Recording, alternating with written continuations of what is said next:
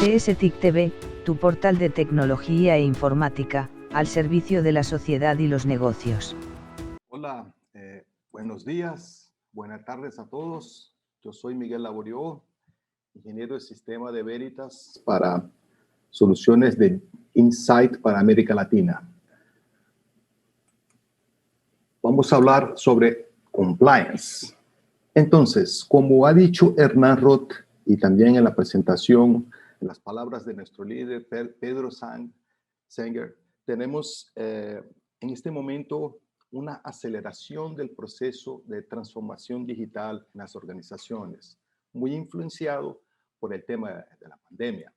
Entonces, una gran cantidad de datos relevantes, de datos que son importantes para las organizaciones, están migrando a plataformas de colaboración que muchas veces son SaaS, as a Service, para soluciones cloud, y esto todo en una velocidad bastante aprimorada. Entonces, si vemos esto desde lejos, vemos las nubes, las cosas en la nube, y todo está muy bien. Pero cuando pensamos en temas de regulaciones, de compliance, de investigaciones internas, muchas veces puede ser que al momento en que necesitamos de buscar estas informaciones para procesos de compliance, vamos a tener la sensación de estar mirando algo como esta foto. O sea, que es difícil o puede ser complejo, costoso, poder encontrar las informaciones a tiempo y con un costo razonable, con un costo que sea posible ejecutar, principalmente para los datos no estructurados en plataformas de colaboración, en repositorios cloud. Entonces, ¿cómo Veritas puede ayudar? Nosotros tenemos una solución completa e integrada para compliance que va a permitir a los clientes, a las organizaciones, archivar contenido de cualquier que esté en nube o que esté en su propio data center o en soluciones SaaS de colaboración, tanto on-prem en su infraestructura como archivar esto en cloud, en repositorios cloud. O sea, hay una libertad, hay una flexibilidad en cómo poder archivar estos datos. Además, nosotros logramos ayudar a automatizar y a tornar más fáciles los procesos, las demandas de e-discovery, o sea, encontrar informaciones relevantes a investigaciones, tanto internas como externas, que llegan a la organización. Además, logramos también archivar o mantener una copia de elementos que no son solamente email, pero una amplia gama de diferentes fuentes de contenido. Nosotros sabemos que investigaciones y procesos de compliance tradicionalmente utilizan muchas cosas que son emails, que son comunicaciones de este tipo, algunos archivos, este tipo de cosas, pero con la utilización de plataformas de colaboración y esos servicios SaaS, crece el número de fuentes diferentes que están involucradas o que pueden ser objeto de temas de compliance. Además, para usuarios para clientes que utilizan plataforma Microsoft 365, tener una copia secundaria de estas informaciones con un acceso inteligente puede ser muy importante. ¿Por qué? Porque nosotros logramos con nuestra tecnología complementar y hacer más cosas o complementar la tecnología que ya está disponible en las soluciones de Microsoft como as a Service. Por ejemplo, teniendo una copia inmutable y secundaria de sus informaciones críticas. Esta copia es en el archive. Este archive está en otro local, está almacenado de otra manera afuera de lo que es la infraestructura del service de Microsoft. Esto permite igualmente, de la misma manera, hacer journaling, o sea, tener una copia fiel y completa, inmutable, de estas comunicaciones por email dentro de nuestra tecnología, lo que es un poco diferente de tener una copia dentro de la misma tecnología que se está utilizando.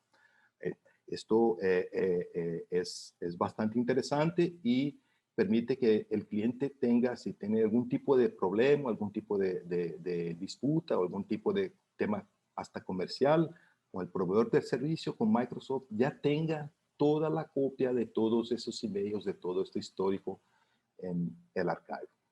Nosotros logramos igualmente tener toda la cadena de custodia de los mensajes y de lo que se está ocurriendo en estos temas y automatizar procesos de supervisión para compliance. Eso lo vamos a ver un poco más adelante en detalles, qué es un proceso de supervisión. ¿Okay?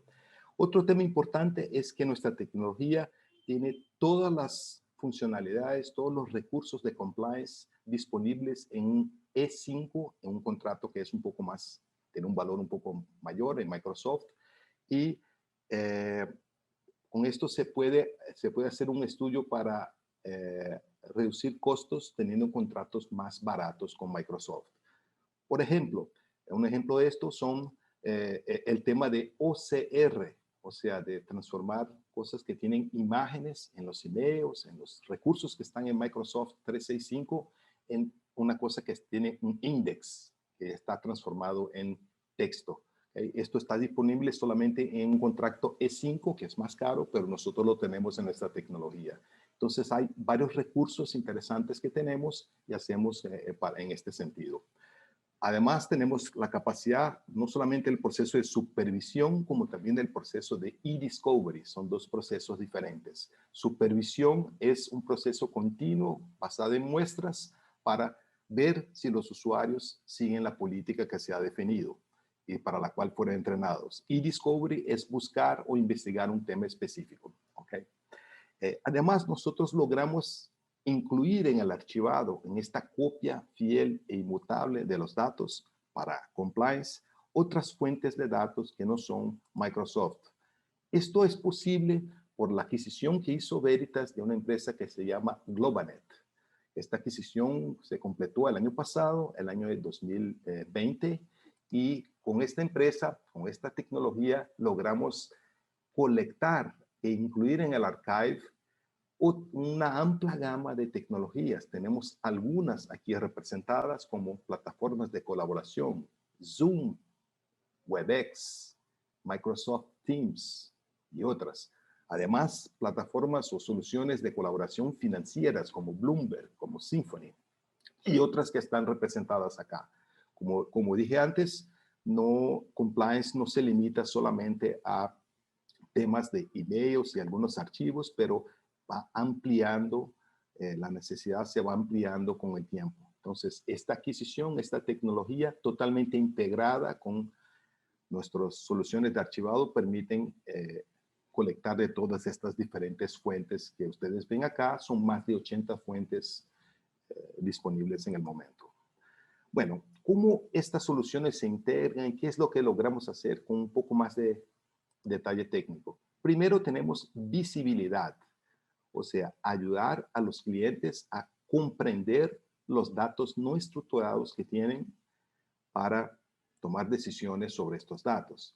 Además, cuando analizamos o cuando incluimos estos datos en Archive, en una copia de estos datos, nosotros logramos indexar y añadir metadatos, lo que es muy importante para que logremos automatizar y tener más efectividad en las acciones de procesos de compliance, de regulaciones, como los procesos de supervisión, de e-discovery y hasta para administrar todo el ciclo de vida de la información.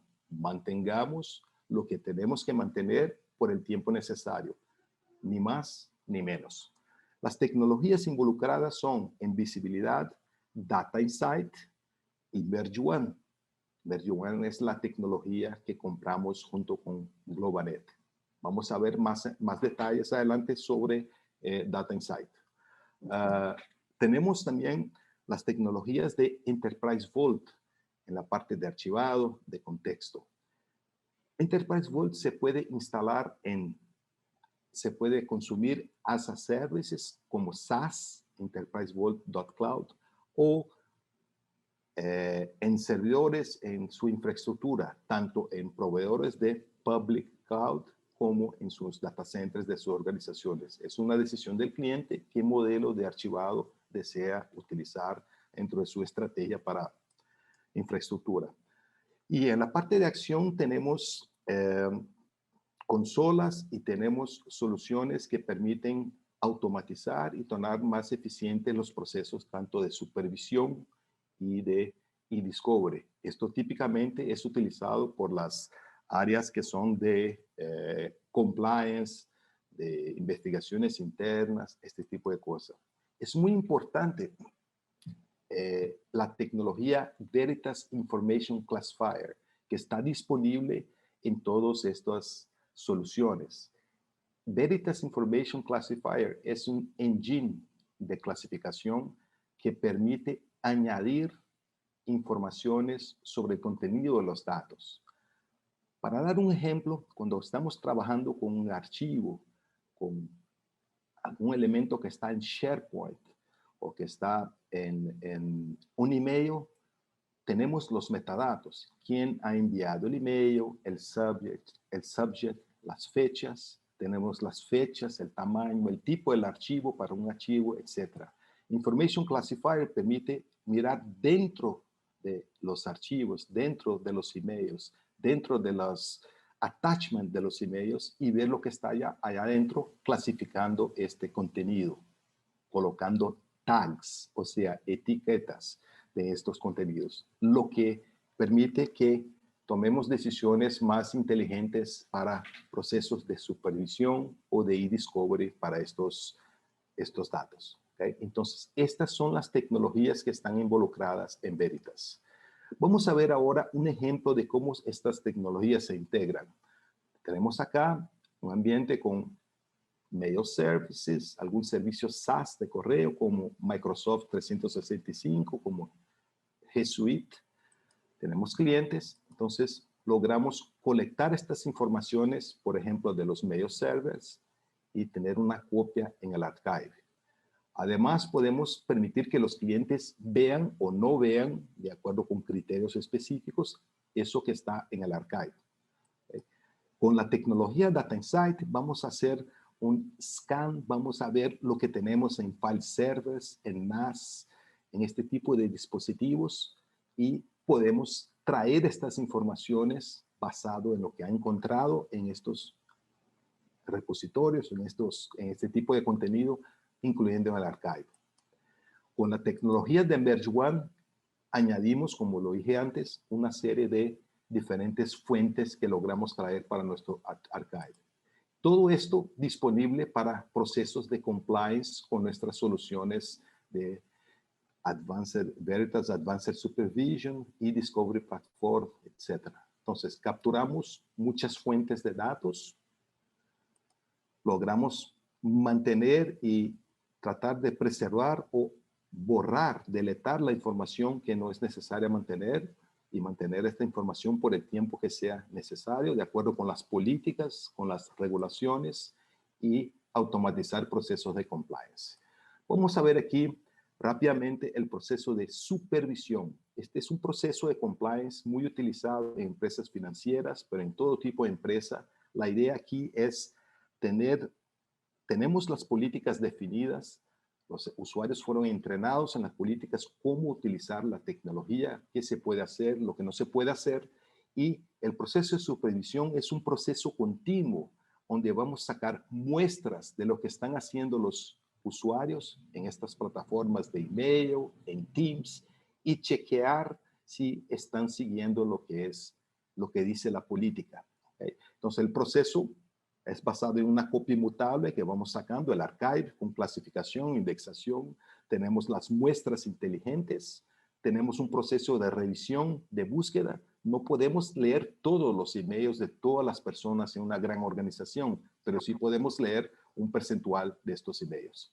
Además, logramos hacer un proceso de trabajo en colaboración para proceso de supervisión. O sea, un auditor junior puede escalar un proceso para un auditor senior, para un gerente, para un director, ¿okay? Y sacamos todos los reportes y exportamos la información, de manera que la organización puede comprobar que tiene un proceso de supervisión, un proceso continuo para verificar, para validar si las reglas, si las regulaciones, si las políticas internas se están cumpliendo. Un proceso continuo. el proceso de e-discovery es es un poco diferente. Tenemos aquí diferentes fuentes de datos. Ven que arriba a la izquierda están las soluciones de archivado de Veritas, pero podemos leer también directamente de las fuentes primarias. Hay una gran ventaja en tener el archivado, porque controlamos la retención de esta información por el tiempo que sea necesario, de acuerdo con la política. Entonces, colectamos estas informaciones y al fin y al cabo tenemos que encontrar lo que es importante para un case, para un matter. ¿Qué significa esto? Un proceso de discovery es siempre un proceso que viene o del board o viene de human resources, viene del jurídico, viene de una decisión de un juez, de una reclamación, de una cosa en este sentido, y que tenemos que encontrar elementos que son relevantes para este caso. Típicamente empezamos, como está aquí en la figura, con un gran volumen de datos, de archivos, de emails, de charlas en Teams, de documentos en SharePoint, etc. Pero al fin y al cabo, lo que es relevante para un caso puede ser una docena, media docena de documentos. La idea es automatizar este proceso con inteligencia para que se pueda cumplir en un plazo razonable con un costo controlado. Típicamente, procesos de e-discovery son cosas que tienen poco tiempo para contestar, son cosas urgentes, es una investigación urgente. Entonces, colectamos de diferentes tecnologías, tenemos tecnologías que mejoran el proceso, incluyendo machine learning, o sea, podemos entrenar e-discovery con algunos ejemplos de cosas que son relevantes para un caso y la solución encuentra documentos o objetos similares a estos basados en un modelo estadístico con machine learning.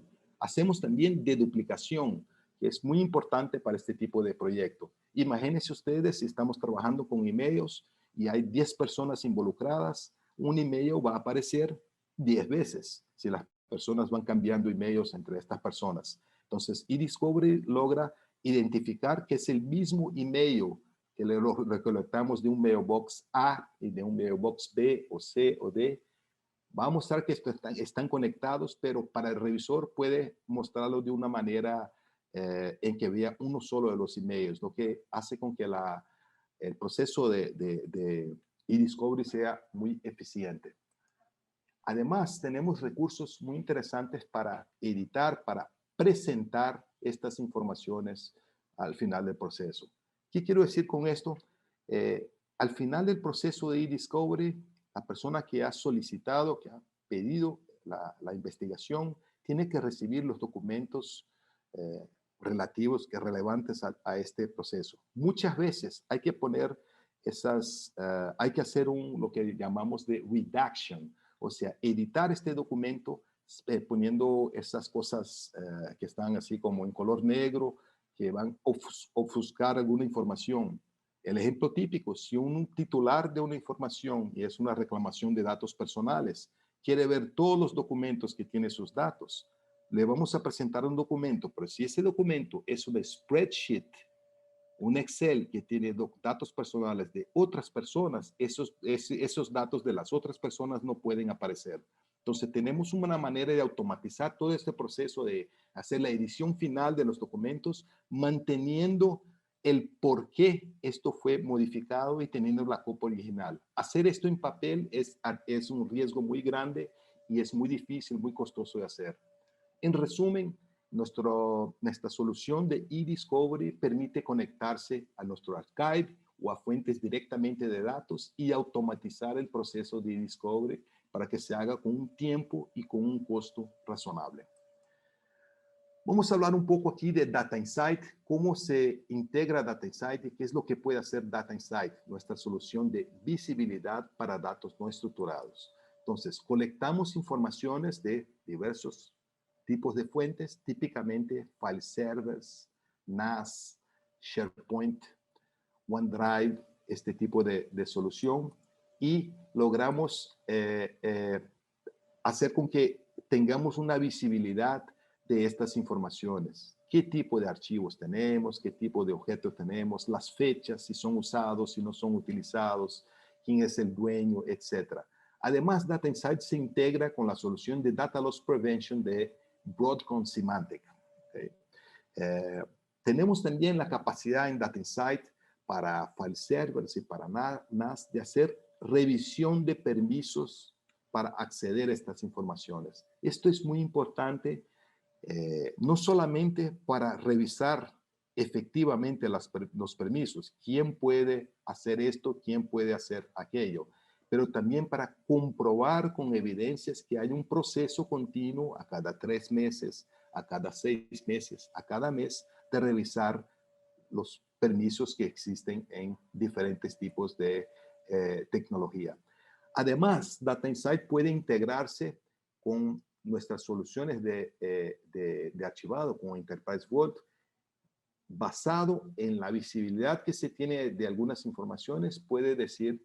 Podemos tener una acción de enviar este documento, este file para archivado, manteniendo la copia original o sacándolo del repositorio primario.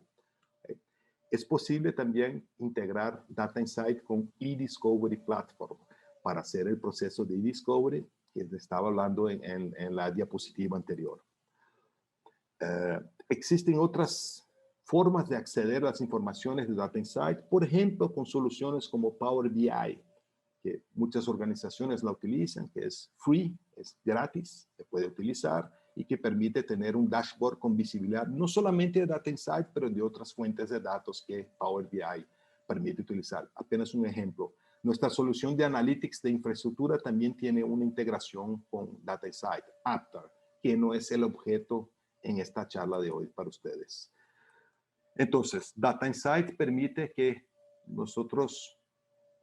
se pueda tener una visión de qué datos sensibles tenemos utilizando clasificación, quién tiene acceso a los datos, cómo son almacenados, quiénes están accediendo a estos datos efectivamente, quién es el dueño del dato. Esto es muy importante. Muchas veces miramos al file system y el dueño es administrators, es root, pero Data Insight ayuda a ver con las personas que están accediendo a los datos quién efectivamente son los candidatos o son las personas que típicamente serían los dueños de ese dato. ¿Okay?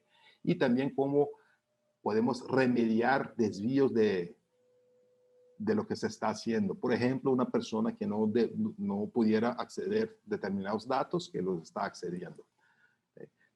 Vemos aquí en un ejemplo de datos personales de John Doe, si esto está expuesto, los permisos que hay, si esto es una cosa vieja, que está antigua, está abandonado allá, si esto viene, de dónde viene esto, quién lo está modificando, etcétera, etcétera, para que la organización pueda decidir qué es lo que va a hacer con esto, enviar al archivado, hacer una copia, hacer encryption con otra tecnología de los datos o simplemente borrar estos datos que ya no son necesarios. O sea, poder tener acciones en los datos conociendo mejor qué datos tenemos y las características de estos datos. ¿Okay? Muy bien. Como conclusión, nuestra tecnología integrada para archivado y para compliance permite que controlemos la retención de la información basado en políticas consistentes. No es el usuario final que decide si una información es por cuánto tiempo la vamos a mantener, pero sí las políticas de la organización, automatizando este proceso, teniendo visibilidad y clasificación. Además, podemos tener una copia exacta e inmutable de email para diversas tecnologías de email, como Exchange, como G Suite, como Microsoft 365, lo que es muy interesante, no solamente para compliance, pero para garantizar que si ocurre algún problema con este servicio SaaS o con este ambiente de correo que tenemos, esta copia de todos los emails. Todos los emails. Logramos además archivar de plataformas de colaboración financiera, más de 80 plataformas diferentes con MergeOne, con la tecnología MergeOne. Y tenemos herramientas para automatizar y mejorar los procesos de compliance. Este es el contenido que yo tenía preparado para hoy, para ustedes. Estamos disponibles para profundizar en estos temas por nuestros partners, por nuestro equipo de ventas y de preventas de Veritas. Y ahora los voy a dejar con nuestra host, Argelia Cortés. Muchas gracias.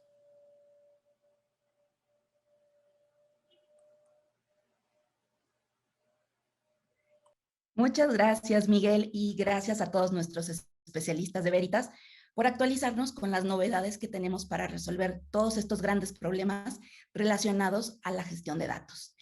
Entonces, bueno, a continuación tengo el honor de presentarles a uno de nuestros casos de éxito. Hoy nos acompaña Franklin Jaya, gerente de arquitectura de la plataforma de TI de Banco Pichincha, uno de los bancos más grandes e importantes de Ecuador. Franklin cuenta con 22 años en el mundo tecnológico, dentro del sector financiero, y hoy conversará con nuestro especialista Octavio Guerra. Así que bienvenidos, adelante, porque estamos ansiosos de saber más de esta historia.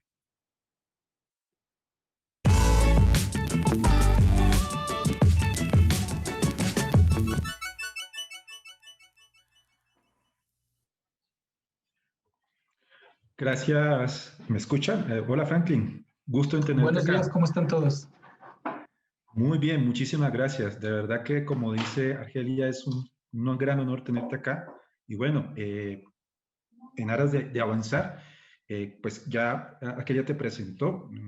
Tú eres el gerente de arquitectura de plataforma. Creo que la idea de esta presentación es que tú hables por el Banco Pichincha, por ese reto que significó todo el tema de consolidar la plataforma de respaldo, que era un reto que en su momento planteaste y que de pronto había mucho nerviosismo, tal vez mucho posibilidad de fracaso, pero que logramos demostrar ese trabajo conjunto, esa unión que hicimos Banco Pichincha Veritas, que ese trabajo se pudo lograr, y eso es lo que quiero que pues les puedas tú exponer como gerente de arquitectura, que le des ese testimonio a todos los que están acá. Yo estoy a cargo aquí de la presentación, me vas diciendo para ir pasando el slide, por favor, pero te cedo la palabra para que, por favor, le hables a todos los que nos están viendo en este momento de ese proyecto que era importante y que hemos logrado avanzar con Banco Pichincha.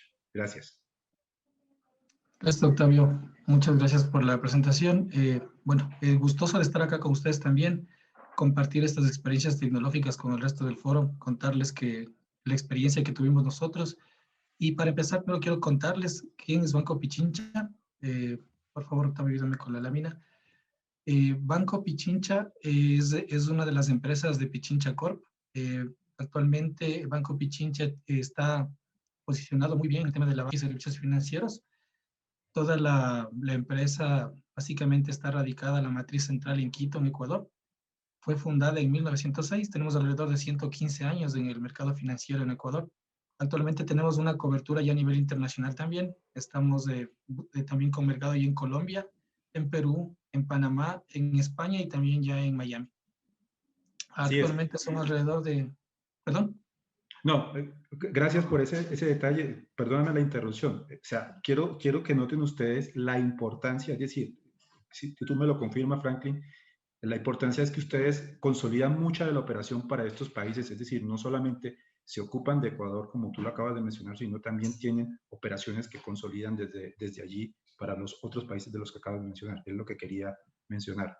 Continúa, por favor. Discúlpame la interrupción. Gracias, Octavio. Sí, el banco está conformado alrededor de 5.500 empleados en este momento y actualmente tenemos una cartera de clientes activos de 4.6 millones de clientes. Obviamente hay clientes inactivos que pueden sumar hasta 8 millones actualmente. Bueno, un poco para contarles más bien la experiencia que tuvimos nosotros, vamos a ver en la siguiente lámina y darle un orden a la idea de líneas generales, lo que nosotros trabajamos. Nosotros empezamos con una ZIS encontrando una situación un poco compleja en Banco Pichincha en su momento, contando con varias plataformas de respaldo, muchas de ellas incluso ya sin soporte, otras en versiones obsoletas, algunas con limitaciones técnicas para poder hacer replicación a nuestros data center alternos, por ejemplo, en algunos casos de esos. Entonces empezamos nosotros a ver varios problemas, ¿no? Entre esos temas justamente la administración dispersa, compleja, tener políticas separadas para cada una de ellas de manera particular, tener especialistas técnicos que se dediquen a trabajar y velar por cada una de ellas, ¿no? Manejando diferentes formatos. Entonces, todo esto era una problemática que nosotros como banco vimos que teníamos que darle solución. Y para esto empezamos a plantear un desafío. Nosotros planteamos un desafío a Banco Pichincha en su momento, cuando me estaba yo integrando, fue uno de los primeros retos que tuve acá y recuerdo claramente que conversamos con Octavio en una conversación primero informal, luego la fuimos dando forma, Así es. que luego se fue realizando, realmente le vimos ya claridad y dentro de eso teníamos que nosotros plantear una arquitectura clara y de largo plazo, unas soluciones de largo plazo y que sean obviamente escalables, ¿no? Vimos que había nuevos desafíos para la plataforma tecnológica dentro de Banco Pichincha, dentro de los cuales nosotros teníamos que plantear estas arquitecturas enfocadas en la simplificación, la modernización y el aseguramiento de la misma. Entonces eran retos, eran muchos retos, no era solo la plataforma de respaldo, sino que la solución que nosotros teníamos que montar era una solución que tenía que cumplir con todos estos retos que estaban alrededor de la arquitectura que se debía plantear para Banco Pichincha. Dentro de eso, nosotros empezamos ya en el desafío a ver varios factores que teníamos que analizar. Eran los temas técnicos, los temas de tiempo, los temas de inversión, la parte de estabilización que es muy importante y el riesgo que venía asociado a estos cambios, básicamente. Entonces, en este sentido, lo que nosotros empezamos a trabajar ya fue en una solución dentro de la cual nosotros empezamos a valorar varias herramientas. Varias herramientas se pusieron sobre la mesa considerando las soluciones que están al mismo nivel, ¿no? Para poder valorarlas de la misma manera que estaban en el cuadrante de Gartner. Y dentro de eso empezamos a ver varias soluciones, algunas definidas únicamente por software, otras de una manera mixta entre appliance y software, y encontrando varios temas, ¿no? Viendo que las herramientas, algunas de las soluciones eran armadas por un conjunto de herramientas en algunos casos, otras que tenían un procesamiento diferente, que tal vez la carga era demasiado fuerte para el hardware, donde se descargaba todo el procesamiento en el cliente. Todos esos aspectos empezaron a entrar dentro del análisis que nosotros empezamos a trabajar. Luego de esto, al tomar una decisión final, empezamos a trabajar en un diseño más acotado que les vamos a contar más adelante, dentro del cual nosotros logramos cubrir actualmente, y en este momento el resultado que tenemos una solución que actualmente ya cubre el 95% de toda nuestra plataforma. Sí, actualmente tenemos un gap de un 5% que lo estamos trabajando conjunto con Veritas y que hay un roadmap de trabajo para cubrir este 5% que tenemos el compromiso del lado de nuestro partner en este caso, para buscar una solución que, como les comentaba, nos ha dado muy buenos resultados. Tenemos un resultado de una solución que es escalable. Actualmente ya vemos una solución incluso para poder llegar a nube pública y considerando el tema de la mejora de tiempos, el tema de respaldos y la recuperación de los mismos. Y sobre todo la seguridad que tenemos ya de la información respaldada en los diferentes ambientes.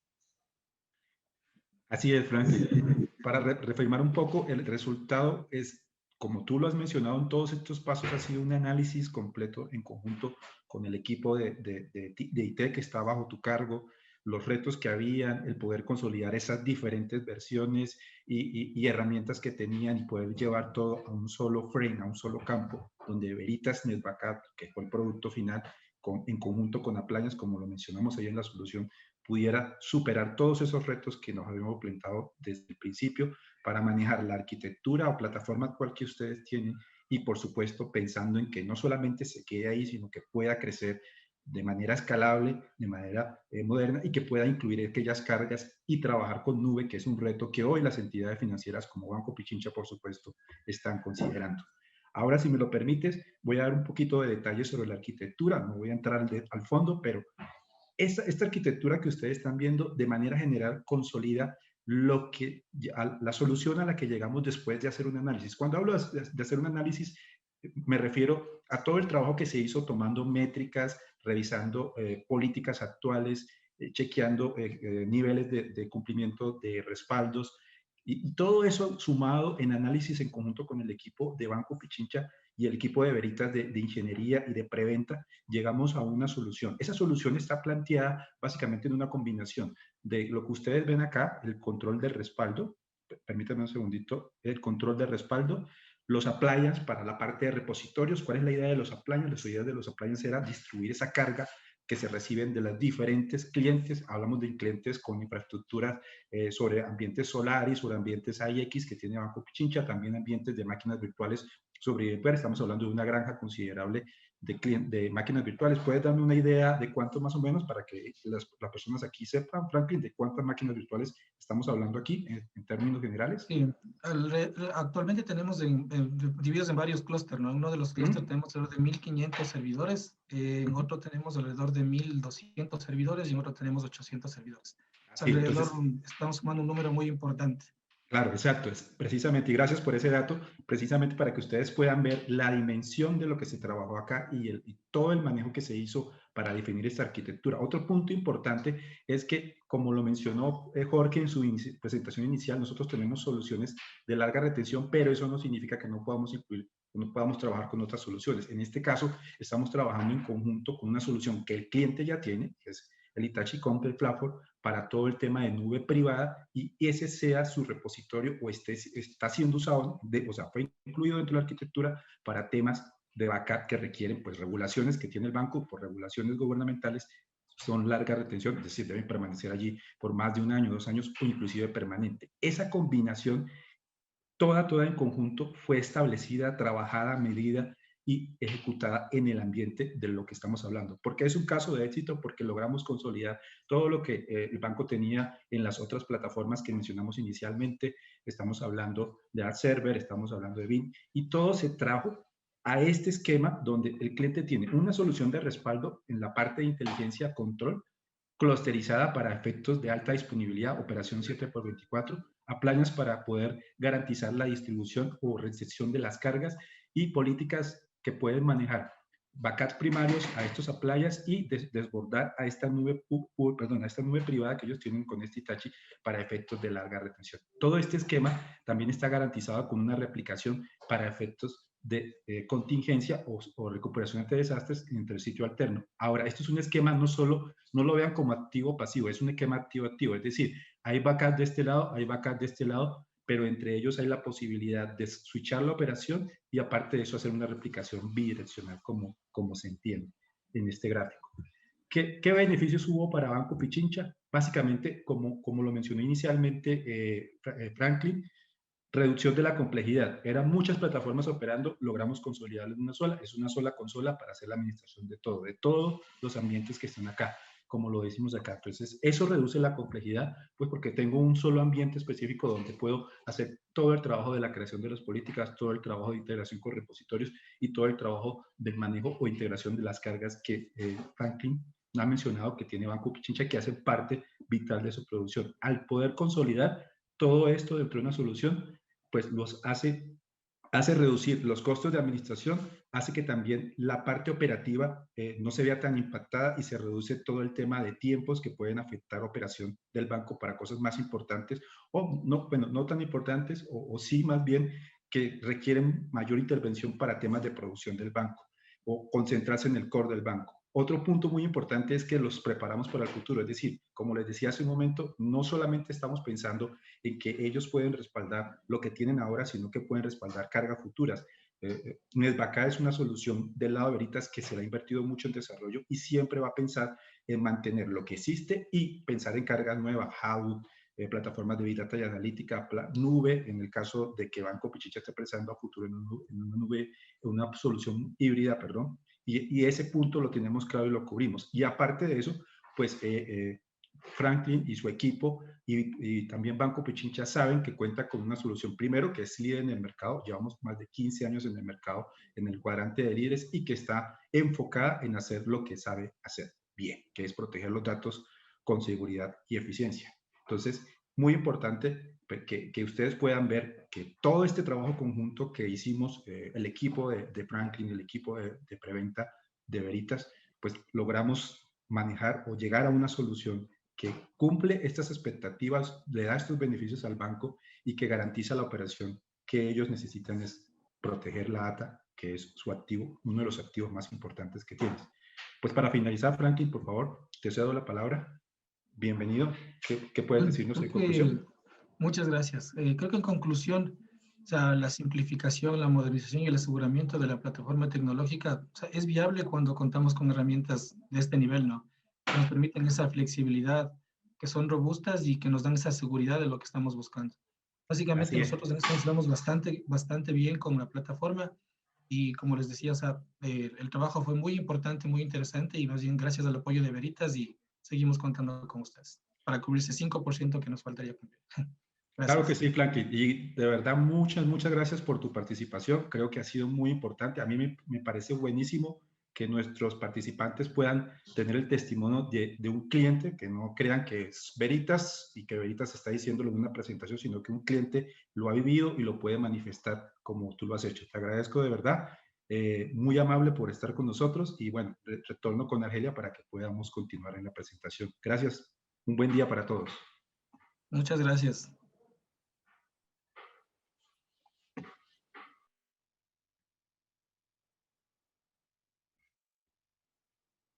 Bueno, pues muchas gracias a Franklin Jaya, gracias también a Banco Pichincha y a Octavio Guerra. Esperamos que para varios de nuestros participantes, con esta historia se inspiren para comenzar su jornada con nosotros. Entonces, bueno, ahora vamos para la última sesión. Doy la bienvenida a nuestro expositor invitado, quien cuenta con más de 20 años de experiencia en ciberseguridad, en cómputo forense.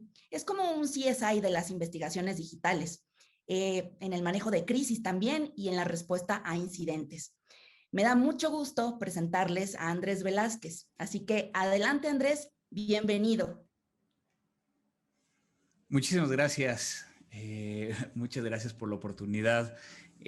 Argelia, siempre es un gusto estar con ustedes. Muchas gracias a Veritas por permitirme llegar a estar platicando el día de hoy con ustedes acerca de un poquito de cómo estoy viendo yo el tema que nos está dejando este COVID, específicamente sobre el tema de un tipo de ataque muy particular. Y bueno, para aquellos que no me conocen, creo que Argelia ya comentó, mi nombre es Andrés Velázquez, soy un especialista en temas de ciberseguridad que ha dedicado muchos de los años a la parte reactiva, a la parte de cuando la ciberseguridad ya llegó a un punto donde cae en la parte reactiva. Y eso es interesante porque a lo mejor quizá nos permite llegar a tener una visión completamente diferente. No es un secreto que lo que hemos estado viendo alrededor de estos últimos meses, ya prácticamente un año, es diferentes tipos de ataques. Ataques que están orientados hacia o poder llegar a obtener información, el poder llegar a obtener un beneficio económico, pero estamos viendo que estos dos elementos se unen particularmente cuando estamos hablando de ransomware. Este código malicioso que lo que hace es lograr entrar a la infraestructura para poder llegar a cifrar la información y dejar una nota de rescate. Este tipo de afectación no es una afectación que diga específicamente voy a vulnerar una organización por su tamaño, por cuántos equipos tengan, por qué tecnología tiene. Muy similar a cómo funciona con el COVID. El COVID nos ha enseñado que no importando el sexo, sí te importa un poco la edad, pero también es un virus que no discrimina. Y que entonces cuando empezamos a ver esta dualidad, pues podemos llegar a hacer algunas interpretaciones. Cuando nosotros empezamos a aterrizarlo, creo que nos hace falta algo. Y es que no puedes proteger lo que no conoces o no sabes dónde está. Lo han estado escuchando en las diferentes charlas y en las diferentes presentaciones que han tenido a través del día de hoy. Y es que si no conocemos qué tenemos que proteger, podemos llegar a caer en una posición de una falsa expectativa de seguridad. Muchas veces, cuando las organizaciones piensan alrededor de seguridad de la información o ciberseguridad, lo que buscan es traer tecnología para poder llegar a tratar de resolver un problema. Y si bien es una de las formas en que funciona, muchas veces el poder llegar a hacerlo al revés puede llegar a rendir un mejor fruto. ¿A qué me refiero? El poder llegar a saber qué tengo de información, dónde la tengo, quién la administra, a quién se la entrego, y poder llegar entonces a traer soluciones que permitan llegar a proteger en orden de prioridad lo que más me preocupa. Pero una realidad es de que la misma tecnología nos presenta nuevos retos. Recuerdo de uno de los casos donde un becario decidió contratar un servicio en la nube para colocar una base de datos porque había tomado una clase de Big Data y que quería llegar a mostrarle a su jefe directo que él podía llegar a hacer las cosas más rápido que como lo estaban haciendo localmente. Esto no pasó por un área de seguridad, no pasó por un área de infraestructura, logrando que hubiera información que incluía, en estos casos, datos personales, completamente público y que pudiera llegar a afectar a la organización. Los miedos llegaron y pasó eso. Esta organización se vio afectada en que alguien logró tener acceso a esta base de datos porque en la nube este becario no había colocado una contraseña para acceder a la base de datos. Eso es un problema de desconocimiento, de falta de políticas, de a lo mejor no tener ciertos controles que nos permitieran llegar a saber que la información se está moviendo de un lado a otro y que va a ser difícil el poder llegar a protegerlo si no sabemos dónde está. Obviamente, cuando los centramos al tema de ransomware, pues se presentan otros retos. El ransomware, a final de cuentas, tiene diferentes formas, diferentes vectores de ataque que hemos ido aprendiendo al paso del tiempo. Sabemos que muchas veces el ransomware entra por un archivo adjunto, por carpetas compartidas, puede entrar por una vulnerabilidad que hay dentro de un equipo, puede llegar a entrar porque alguien con dolo lo siembra. Pero muchas veces no entendemos más allá de eso. Conocemos que hay algunos ransomwares que afectan Windows, que afectan a Linux, que algunos ransomwares están empezando a aparecer para dispositivos móviles. ¿Y por qué digo esta situación de no entender cómo funciona? Porque para mí es muy importante, porque el entender cómo funciona nos permite llegar a saber cómo protegernos. Desde esa perspectiva, por ejemplo, déjenme tratar de explicarles qué es lo que me ha tocado ver. Si yo empiezo a entender cómo entró, tengo que empezar a llevarlo a un punto de, bueno, una vez que entró, ¿qué hace? La primera acción que normalmente hace un ransomware, dependiendo de la variante, es tratar de ver si hay acceso a Internet, así como buscar una forma rápida de llegar a propagarse lo más rápido posible. Esto es interesante porque entonces tenemos dos comportamientos que podemos llegar a tratar de buscar para identificar que tenemos un ransomware. Este ransomware, entonces, dentro de la computadora, si se encuentra dentro de un servidor o una máquina Windows, va a tratar de buscar credenciales que se hayan utilizado dentro de esa máquina para poder llegar a ver si esas credenciales se utilizan a nivel de administrador para hacer esa propagación. Pero ¿por qué hablo del tema de acceso a Internet? Porque para poder llegar a cifrar la información, normalmente las últimas variantes, tiene que intercambiar la llave de cifrado. Y al intercambiar la llave de cifrado es cuando empieza a cifrar. Este es un tema bien interesante que retomaré en la siguiente lámina. Una vez que cifra la información y deja la nota de rescate, sabemos a qué nos podemos llegar a enfrentar. Y entonces los riesgos ahí vienen desde la perspectiva de que puede llegar a ser que haya información como datos personales. Muchos de ustedes ya saben que en América Latina cada vez hay leyes mucho más claras alrededor de datos personales, que hay multas en el caso dado de que se haya dado una vulneración. En algunos países, inclusive, si un responsable de tecnología no tomó los recaudos necesarios o ayudó a que se diera una vulneración de datos personales, puede llegar a ir preso. Lo cual es un tema interesante porque siempre hemos hecho la parte legal a un lado. Pero regresando a este punto, pues la afectación se queda en el hecho de que sabemos claramente que en algunos casos, aunque uno pague, no puede llegar a recuperar la información. En otros casos, uno paga, le entregan una llave y uno se convierte en cliente. Sabemos que hay nuevos ransomwares que lo que están buscando es poder llegar a exfiltrar información junto con el hecho de cifrarla. Es decir, llevarse un pedazo de información para que después puedan llegar a utilizarlo como un elemento de negociación y presión para que realmente se haga el pago. Es decir, que no nada más se queda en una afectación tecnológica, sino en una afectación de la reputación de la organización por el hecho de que esta información se haya visto pública. No quiero ni mencionar que estos ransomwares hoy en día no nada más se quedan en las computadoras, sino que están buscando en dónde se están haciendo los respaldos.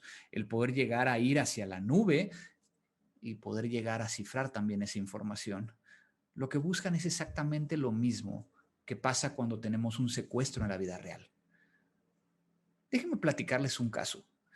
Un caso de una empresa que sigue estando dentro del sector financiero.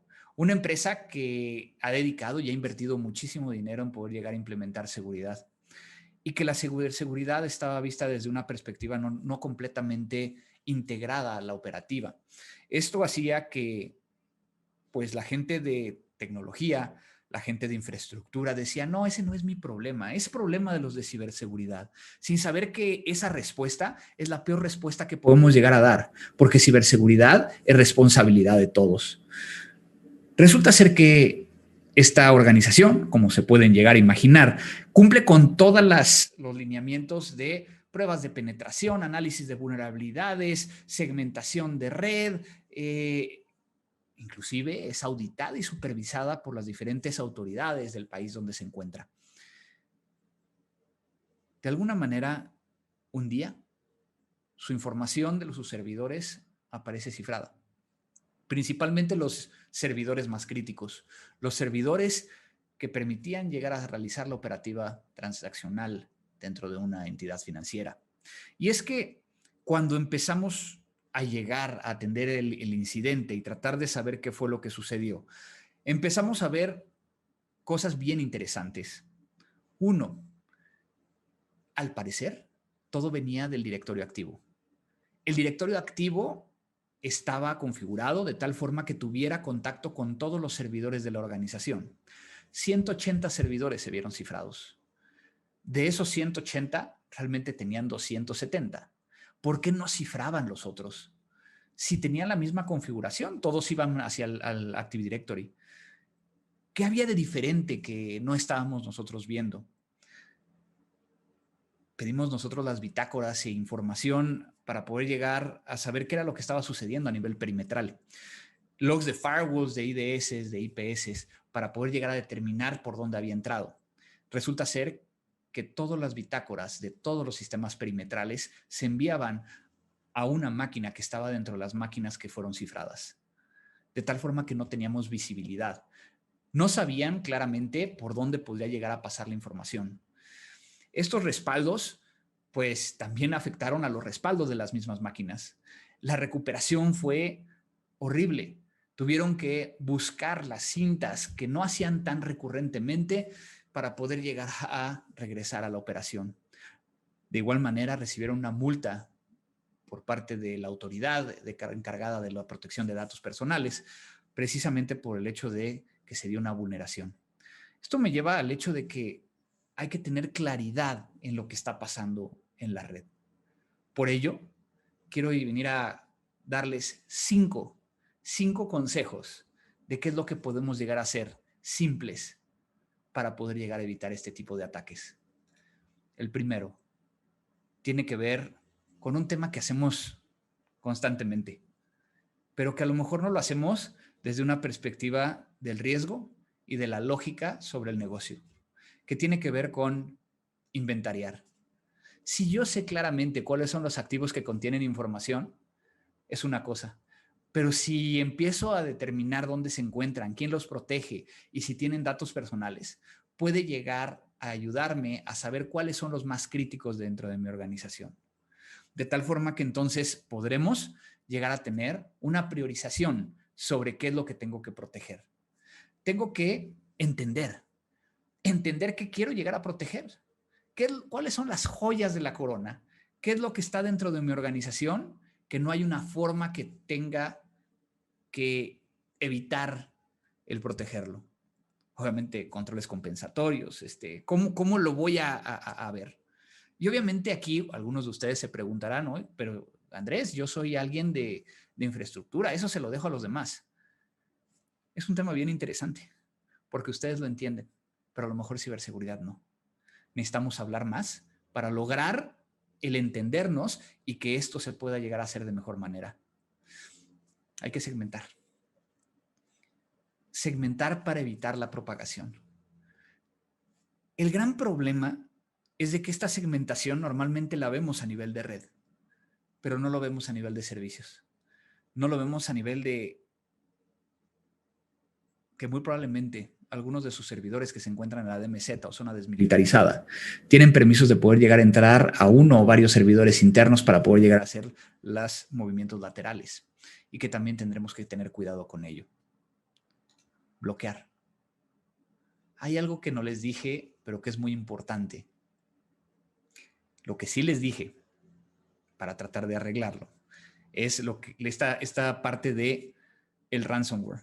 El ransomware, entonces, lo que hace es intentar salir a internet para obtener la llave o para intercambiar la llave de cifrado. La razón por la cual no todos los servidores, en el caso que les platicaba, se vieron afectados fue porque esos servidores no tenían acceso a internet. Es decir, se cifraron únicamente aquellos servidores que tenían la posibilidad de tener acceso a internet. ¿Para qué un servidor tendría o necesitaría tener acceso a internet? Podría ser para actualizarse, pero puedo llegar a configurar o pedir que configuren a que únicamente vayan esos equipos a actualizarse a los sitios que tienen que actualizarse, sistema operativo o algún aplicativo. Aún así, yo tendría mucho cuidado después de los ataques de SolarWinds en cuestiones de las actualizaciones sobre servicios o servidores de producción, y que tendríamos que tener cuidado. Finalmente, el quinto paso: monitorear. Monitorear no es esperar que una consola de administración me esté mandando alertas. Es ser un poco más proactivos. Es saber qué es lo normal dentro de mi infraestructura, qué es lo anormal dentro de mi infraestructura, y tomar cartas en el asunto. Si yo logro empezar a unir estos 5 pasos, podré llegar a tener un control mayor, tener esa visibilidad del cual hemos estado platicando a través de todo este día, y que precisamente la parte de metodologías, la parte de procedimientos, la parte del conocimiento que ustedes tienen, pueda llegar a unirse de una forma en que estas soluciones tengan un valor mayor para todos nosotros. El tema con el cual quiero terminar tiene que ver con que ciberseguridad es responsabilidad de todos.